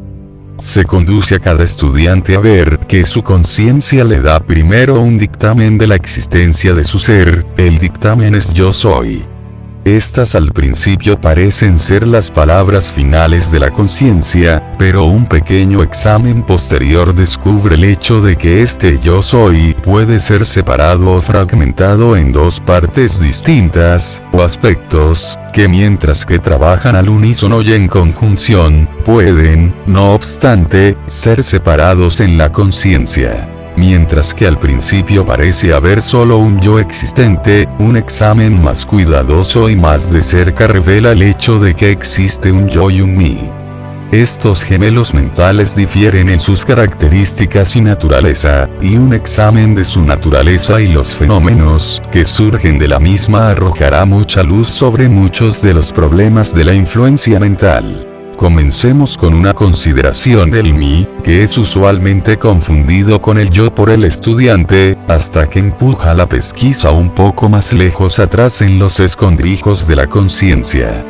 Un hombre piensa de su ser, en su aspecto de mí, como estando compuesto de ciertos sentimientos, apetencias, gustos, disgustos, hábitos, ataduras peculiares, características, etc., todo lo cual contribuye a componer su personalidad o el ser conocido a él mismo y a otros. Él sabe que estas emociones y sentimientos cambian, nacen y se desvanecen, están sujetos al principio de ritmo y al principio de polaridad, que le llevan de un extremo de sentimiento al otro. También piensa en el mí como siendo cierto conocimiento reunido en su mente, y formando así una parte de sí mismo. Este es el mí de un hombre.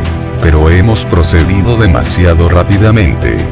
El mí de muchos hombres puede decirse que consiste mayormente de su conciencia del cuerpo y sus apetitos físicos, Estando su conciencia mayormente ligada a su naturaleza corporal, ellos prácticamente viven ahí. Algunos hombres van incluso tan lejos como para considerar su vestido personal como una parte de su mí, y realmente parecen considerarlo una parte de sí mismos.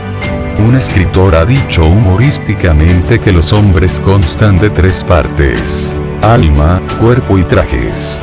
Esta gente consciente de sus trajes perdería su personalidad si se la desvistiese de su ropaje por los salvajes con ocasión de un naufragio. Pero incluso muchos que no están tan fuertemente atados con la idea de la vestimenta personal se adhieren estrechamente a la conciencia de que sus cuerpos sean su mí. No pueden concebir un ser independiente del cuerpo. Su mente parece serles prácticamente algo que pertenece a su cuerpo, lo que en muchos casos es en verdad. Pero conforme el hombre se eleva en la escala de la conciencia, es capaz de desenredar su mí de su idea del cuerpo, y es capaz de pensar en su cuerpo como perteneciente a la parte mental de él. Pero incluso entonces está muy expuesto a identificar el mí enteramente con los estados mentales, sentimientos, etc., que siente que existen dentro de él. Es muy expuesto a considerar estos estados íntimos como idénticos consigo mismo, en vez de que sean simplemente cosas producidas por alguna parte de su mentalidad, y existiendo dentro de él y en él, pero aún no él mismo. Él ve que puede cambiar estos estados íntimos de sentimientos por un esfuerzo de la voluntad, y que puede producir un sentimiento o estado de una naturaleza exactamente opuesta, del mismo modo, y sin embargo el mismo mí existe.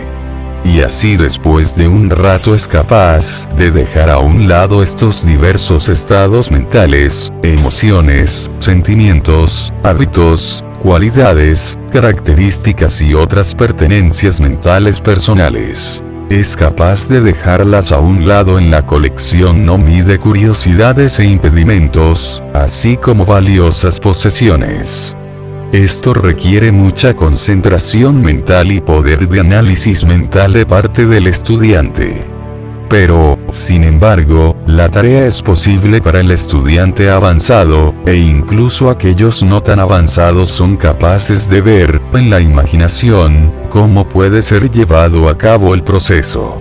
Después de que se ha llevado a cabo este proceso de dejar a un lado, el estudiante se encontrará en posesión consciente de un ser que puede ser considerado en sus aspectos duales de yo y mí.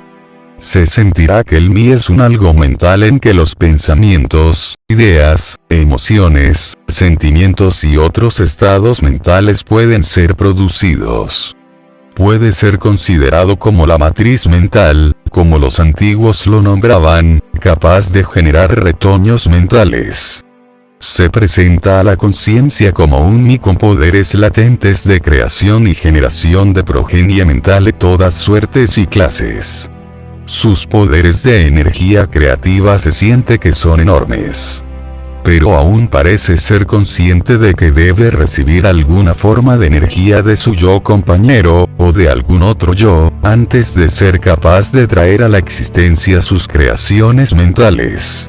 Esta conciencia trae consigo la realización de una enorme capacidad para el trabajo mental y la capacidad creativa. Pero el estudiante pronto encuentra que esto no es todo lo que encuentra dentro de su conciencia interna. Encuentra que existe un algo mental que es capaz de querer que el mí actúe a lo largo de ciertas líneas creativas, y que es capaz también de permanecer a un lado y observar la creación mental. A esta parte de sí mismo se le enseña a llamarla su yo. Él es capaz de descansar en su conciencia a voluntad. Él no encuentra ahí la conciencia de una capacidad de generar y crear activamente, en el sentido del proceso gradual acompañante a las operaciones mentales, sino más bien una sensación y conciencia de la capacidad de proyectar una energía desde el yo hasta el mí, un proceso de querer que la creación mental comience y proceda. Encuentra también que el yo es capaz de permanecer a un lado y observar las operaciones de creación y generación mental del mí. Hay este aspecto dual en la mente de toda persona. El yo representa el principio masculino del género mental. El mí representa el principio femenino. El yo representa el aspecto de ser. El mí, el aspecto de venir a ser. Notaréis que el principio de correspondencia opera en este plano igual que lo hace sobre el gran plano sobre el que se lleva a cabo la creación de universos. Los dos son similares en clase, aunque vastamente diferentes en grados. Como es arriba, es abajo. Como es abajo, es arriba. Estos aspectos de la mente, los principios masculino y femenino, el yo y el mí, considerados en conexión con los bien conocidos fenómenos mentales y psíquicos, dan la llave maestra a estas regiones oscuramente conocidas de operación y manifestación mental. El principio de género mental da la verdad subyacente a toda el área de los fenómenos de influencia mental, etc. La tendencia del principio femenino es siempre en la dirección de recibir impresiones, mientras que la tendencia del principio masculino es siempre en la dirección de dar o expresar. El principio femenino tiene un área de operación mucho más variada de lo que tiene el principio masculino. El principio femenino conduce el trabajo de generar nuevos pensamientos, conceptos, ideas incluyendo el trabajo de la imaginación.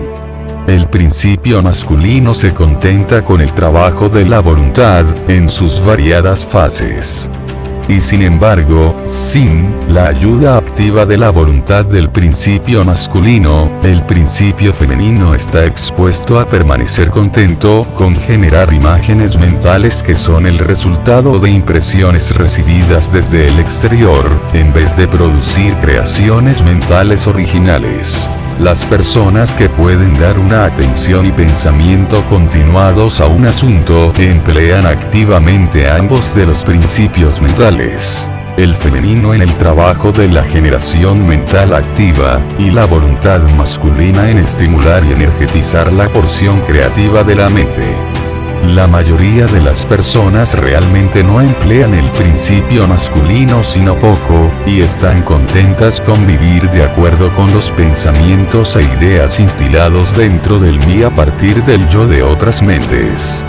Pero no es nuestro propósito detenernos sobre esta fase del asunto, que puede ser estudiada a partir de cualquier buen libro de texto sobre psicología, con la llave que os hemos dado concerniente al género mental.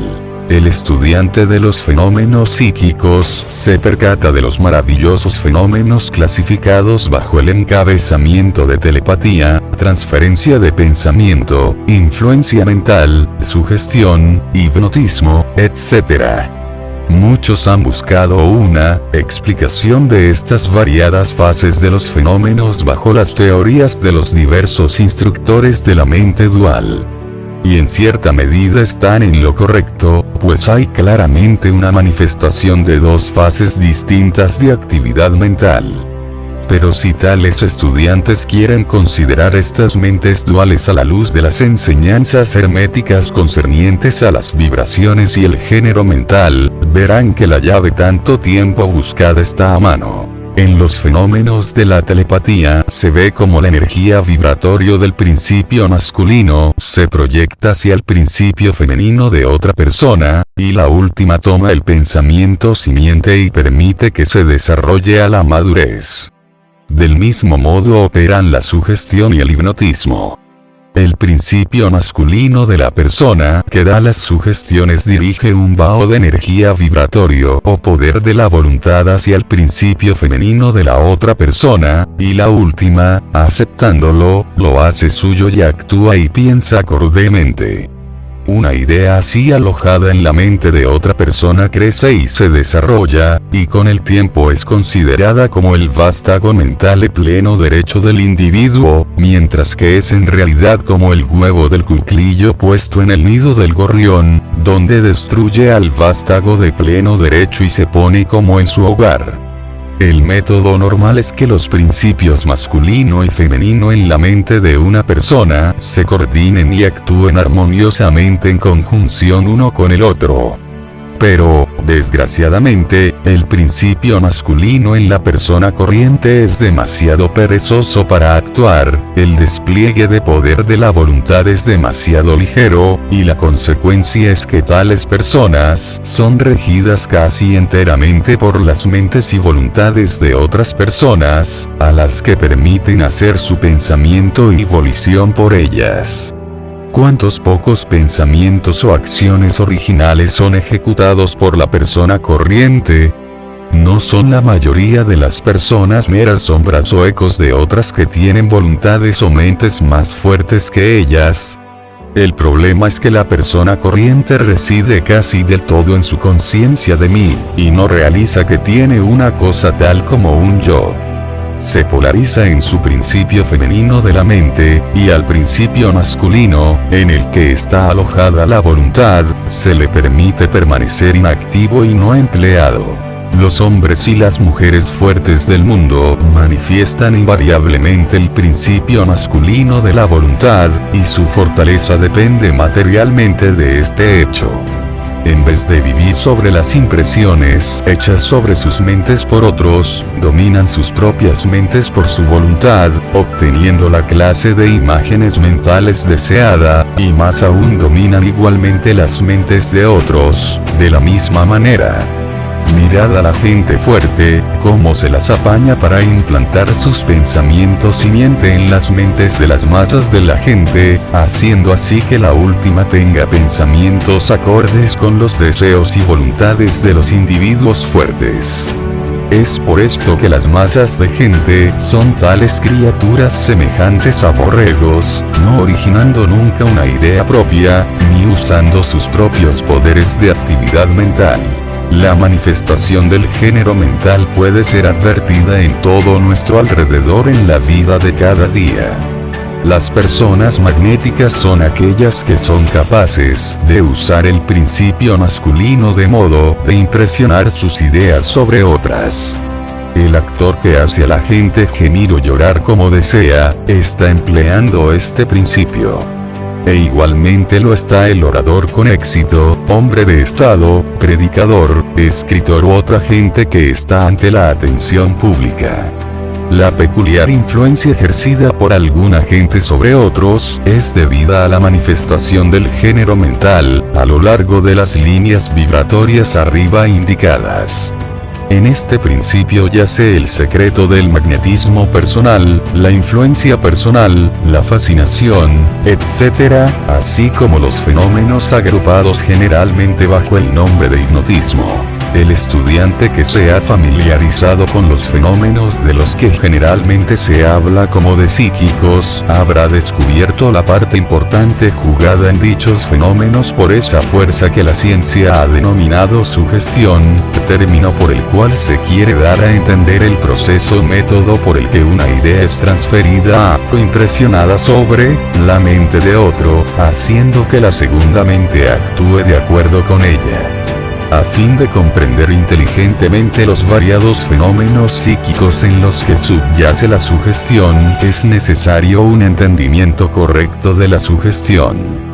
Pero aún más necesario es un conocimiento de la vibración y el género mental al estudiante de la sugestión. Pues el principio completo de la sugestión depende del principio del género mental y de la vibración. Es acostumbrado en los escritores y profesores de la sugestión explicar que es la mente objetiva o voluntaria la que hace la impresión mental, o sugestión, sobre la mente subjetiva o involuntaria.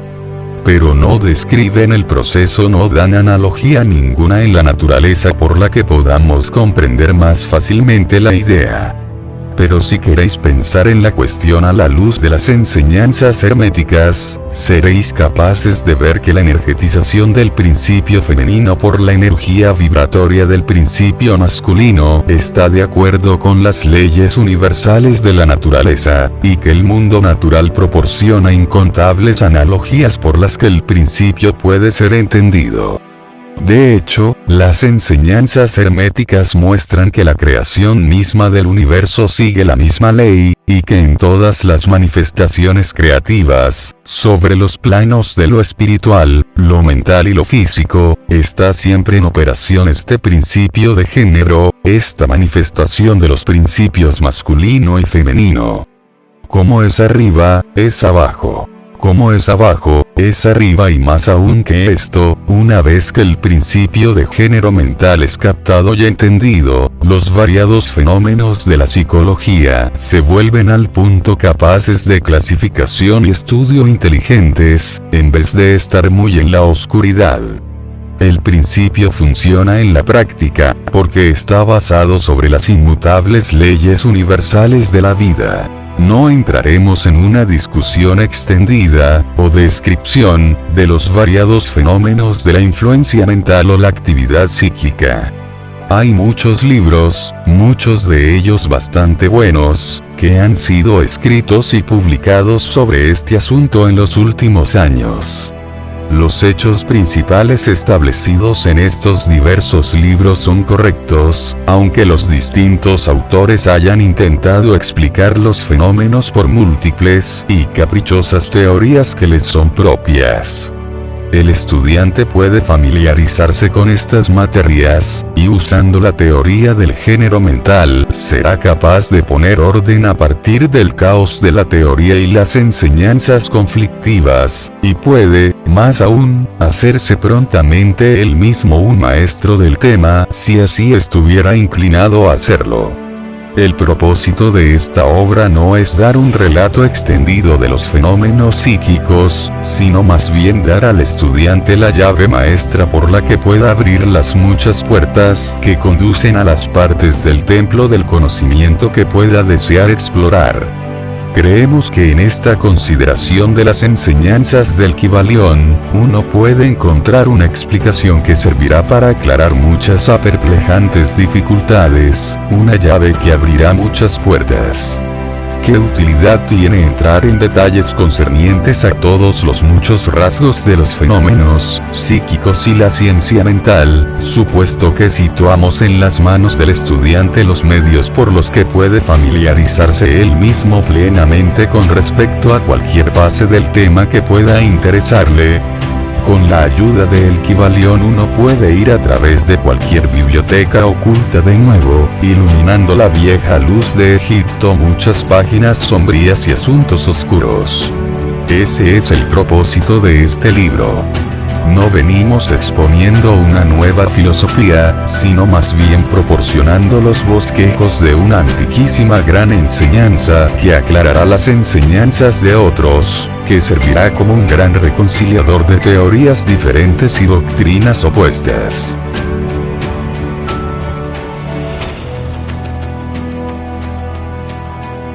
Capítulo 15. Axiomas herméticos. La posesión del conocimiento, a no ser que vaya acompañada por una manifestación y una expresión en la acción, es como el amontonamiento de metales preciosos. Una cosa vana y tonta. El conocimiento, como la riqueza, está destinado al uso. La ley del uso es universal, y aquel que la viola sufre en razón de su conflicto con las fuerzas naturales. El Kybalión. Las enseñanzas herméticas, mientras que siempre fueron conservadas seguramente encerradas en las mentes de los afortunados poseedores de ellas, por razones que ya hemos establecido, nunca estuvieron destinadas a ser meramente almacenadas y mantenidas en secreto. La ley del uso es considerada en las enseñanzas, como podéis ver por referencia a la acotación de arriba del Kybalión, que la establece a la fuerza. El conocimiento sin el uso y la expresión es una cosa vana, que no trae ningún bien a su poseedor o a la raza. Cuidaos de la tacañería mental y expresad en acción lo que habéis aprendido. Estudiad los axiomas y aforismos, pero practicadlos también. Damos abajo algunos de los más importantes axiomas herméticos del Kybalión, con unos pocos comentarios añadidos a cada uno. Haced estos vuestros, y practicadlos y usadlos, pues no son realmente vuestros hasta que los habéis usado. Para cambiar vuestro humor o estado mental, cambiad vuestra vibración. El Kybalión. Uno puede cambiar sus vibraciones mentales por un esfuerzo de la voluntad, en la dirección de fijar deliberadamente la atención sobre un estado más deseable. La voluntad dirige la atención, y la atención cambia la vibración. Cultivad el arte de la atención, por medio de la voluntad, y habréis solucionado el secreto de la maestría de los humores y los estados mentales. Para destruir una frecuencia indeseable de vibración mental, poned en operación el principio de polaridad y concentraos sobre el polo opuesto a aquel que deseáis suprimir. Matad lo indeseable cambiando su polaridad. El Kybalión. Esta es una de las fórmulas herméticas más importantes. Está basada sobre verdaderos principios científicos. Os hemos mostrado que un estado mental y su opuesto eran meramente los dos polos de una cosa, y que por la transmutación mental la polaridad podía ser invertida. Este principio es conocido por los modernos psicólogos, que lo aplican a la ruptura de hábitos indeseables, ordenando a sus estudiantes concentrarse sobre la cualidad opuesta. Si estás poseído del temor, no pierdas el tiempo tratando de matar el temor, sino que cultiva en cambio la cualidad del coraje, y el temor desaparecerá. Algunos escritores han expresado esta idea muy fuertemente usando la ilustración de la habitación oscura. No tenéis que traspasar o barrer la oscuridad, sino que meramente abriendo los postigos y dejando entrar la luz, la oscuridad ha desaparecido. Para matar una cualidad negativa, concentraos sobre el polo positivo de esa misma cualidad, y las vibraciones cambiarán gradualmente del negativo al positivo, hasta que finalmente os volveréis polarizados en el polo positivo en vez de en el negativo. Lo inverso también es verdad, como muchos han hallado para su pesar, cuando se han permitido a sí mismos vibrar demasiado constantemente en el polo negativo de las cosas. Cambiando vuestra polaridad podéis dominar vuestros humores, cambiar vuestros estados mentales, rehacer vuestra disposición y edificar el carácter. Mucha de la maestría mental de los herméticos avanzados se debe a esta aplicación de la polaridad, que es uno de los aspectos importantes de la transmutación mental. Recordad el axioma hermético, acotado previamente, que dice: la mente, así como los metales y los elementos, puede ser transmutada, de estado a estado, de grado a grado, de condición a condición, de polo a polo, de vibración a vibración. El Kybalión. La maestría de la polarización es la maestría de los principios fundamentales de la transmutación mental o alquimia mental, pues salvo que uno adquiera el arte de cambiar su propia polaridad, será incapaz de afectar a su ambiente. Una comprensión de este principio le capacitará a uno para cambiar su propia polaridad, así como la de otros, si tan solo quiere dedicar el tiempo, cuidado, estudio y práctica necesarios para maestrar el arte. El principio es verdadero, pero los resultados obtenidos dependen de la paciencia y práctica persistentes del estudiante. El ritmo puede ser neutralizado por una aplicación del arte de la polarización. El Kybalión. Como hemos explicado en capítulos anteriores, los hermetistas sostienen que el principio de ritmo se manifiesta en el plano mental así como en el plano físico, y que la desconcertante sucesión de humores, sentimientos, emociones y otros estados mentales es debida a la oscilación hacia adelante y hacia atrás del péndulo mental, que nos lleva de un extremo de sentimiento hasta el otro. Los hermetistas enseñan también que la ley de neutralización le capacita a uno, hasta una gran medida, para superar la operación del ritmo en la conciencia. Como hemos explicado, hay un plano superior de conciencia, así como el plano inferior ordinario, y el maestro elevándose mentalmente al plano superior hace que la oscilación del péndulo mental se manifieste en el plano inferior, y él residiendo en su plano superior, escapa a la conciencia de la oscilación hacia atrás. Esto se efectúa polarizándose en el ser superior, y elevando así las vibraciones mentales del ego por encima de las del plano ordinario de conciencia. Es similar a elevarse por encima de una cosa, y permitirle que pase por debajo tuyo. El hermetista avanzado se polariza en el polo positivo de su ser, el polo yo soy más que el polo de la personalidad, y rehusando y negando la operación del ritmo, se eleva por encima de su plano de conciencia, y poniéndose firme en su afirmación del ser permite que el péndulo oscile hacia atrás en el plano inferior sin cambiar su polaridad. Esto es llevado a cabo por todos los individuos que han conseguido cualquier grado de automaestría, entiendan la ley o no. Tales personas simplemente se rehúsan a permitirse a sí mismas ser osciladas hacia atrás por el péndulo del humor y la emoción, y afirmando firmemente la superioridad, permanecen polarizados en el polo positivo. El maestro, por supuesto, consigue un grado de eficiencia mucho mayor, porque él entiende la ley que está superando por una ley superior, y por el uso de su voluntad consigue un grado de aplomo y firmeza mental casi imposible de creer por parte de aquellos que se permiten a sí mismos ser oscilados hacia atrás y hacia adelante por el péndulo mental de humores y sentimientos. Recordad siempre, sin embargo, que no destruís realmente el principio del ritmo, pues este es indestructible.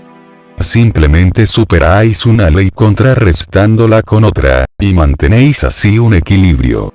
Las leyes del equilibrio y el contraequilibrio están en operación en los planos mentales, así como físicos, y una comprensión de estas leyes le capacita a uno a que parezca que derriba leyes, mientras que meramente está ejerciendo un contraequilibrio. Nada escapa al principio de causa y efecto, pero hay muchos planos de causación, y uno puede usar las leyes del superior para superar las leyes del inferior. El Kybalión. Por un entendimiento de la práctica de la polarización, los hermetistas se elevan a un plano superior de causación y conmuestan así las leyes de los planos inferiores de causación.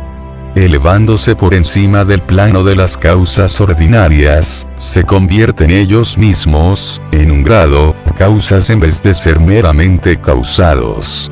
Siendo capaces de amaestrar sus propios humores y sentimientos, y siendo capaces de neutralizar el ritmo, como ya hemos explicado, son capaces de escapar a una gran parte de las operaciones de causa y efecto en el plano ordinario. Las masas de gente son arrastradas, obedientes a su entorno, las voluntades y deseos de otros más fuertes que ellos, los efectos de tendencias heredadas, las sugestiones de aquellos alrededor suyo, y otras causas externas, que tienden a moverles sobre el tablero de ajedrez de la vida como meros peones. Elevándose por encima de estas causas influenciantes, los hermetistas avanzados buscan un plano superior de acción mental, y dominando sus humores, emociones, impulsos y sentimientos, crean para sí mismos nuevos caracteres, cualidades y poderes, por los que superan su ambiente ordinario, y se convierten así prácticamente en jugadores en vez de meros peones. Tal gente ayuda a jugar el juego de la vida comprensiblemente, en vez de ser movida en este y aquel sentido por influencias más fuertes y poderes y voluntades. Usan el principio de causa y efecto, en vez de ser usados por él. Desde luego, incluso los más elevados están sujetos al principio tal como se manifiesta en los planos superiores, pero en los planos inferiores de actividad son maestros en vez de esclavos. Como el Kybalión dice, los sabios sirven en el superior, pero rigen en el inferior. Obedecen las leyes que vienen de por encima de ellos, pero en su propio plano, y en aquellos por debajo de ellos, rigen y dan órdenes. Y sin embargo, al hacerlo así, forman parte del principio, en vez de oponerse a él. El hombre sabio se ajusta a la ley, y entendiendo sus movimientos la opera en vez de ser su esclavo ciego. Igual que el nadador adiestrado se vuelve en este sentido y en aquel, yendo y viniendo como quiere, en vez de ser como el leño que es llevado aquí y allá, igual es el hombre sabio comparado con el hombre ordinario, y sin embargo el nadador y el leño, el hombre sabio y el tonto, están sujetos a la ley. Aquel que entiende esto está bien sobre la ruta hacia la maestría. El Kybalión. En conclusión, llamemos de nuevo vuestra atención hacia el axioma hermético. La verdadera transmutación hermética es un arte mental. El Kybalión. En el axioma de arriba, los hermetistas enseñan que la gran obra de influenciar el entorno de uno es llevada a cabo por el poder mental. Siendo el universo completamente mental, se sigue que puede ser regido solo por la mentalidad. Y en esta verdad ha de encontrarse una explicación de todos los fenómenos y manifestaciones de los diversos poderes mentales que están atrayendo tanta atención y estudio en estos primeros años del siglo XX. Detrás de y bajo las enseñanzas de los diversos cultos y escuelas, permanece siempre constante el principio de la sustancia mental del universo. Si el universo es mental en su naturaleza sustancial, se sigue entonces que la transmutación mental debe cambiar las condiciones y fenómenos del universo. Si el universo es mental, entonces la mente debe ser el más elevado poder que afecta sus fenómenos. Si esto se entiende, entonces todos los supuestos milagros y maravillas se ven llanamente como lo que son. El todo es mente. El universo es mental. El Kybalión.